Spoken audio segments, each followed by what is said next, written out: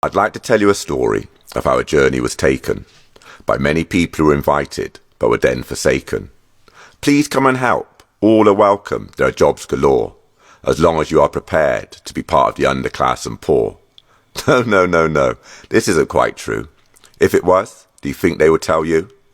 They invited you to come and help rebuild their country, but didn't want you to live near or share in any newfound prosperity.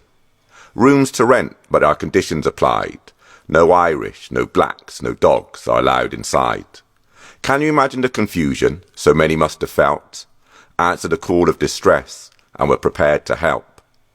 The warm reception they were offered was never received. It was obvious from the beginning that they had been deceived. Hostile receptions were the norm in that day. No rooms to rent, even though you were able to pay. The inner city of Bristol had suffered much damage during the war, and this became home to many of the city's underclass and poor. Many of the properties were derelict and the rents were high, but with choices so far and few between, who could afford to ask why? Many from the Caribbean settled in, and this created a new community that was built on the foundations of cultural interest, protection and unity. St. Paul's was the area which many would call home, and this was at the centre of Bristol's inner city zone. From this centre, people would see each other on a regular basis. This allowed people to go from being strangers to regular faces. As the community grew, problems were still evident, number one being that racism was still prevalent.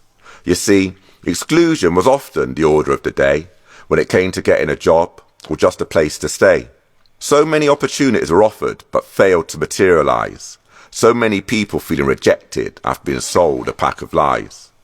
These obstacles weren't going to keep people held back, especially as the main reason was being classed as black.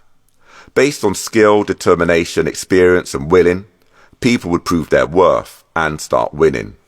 Start winning the battle to create a life and home in a new country, instead of accepting the life of a disempowered ethnic minority.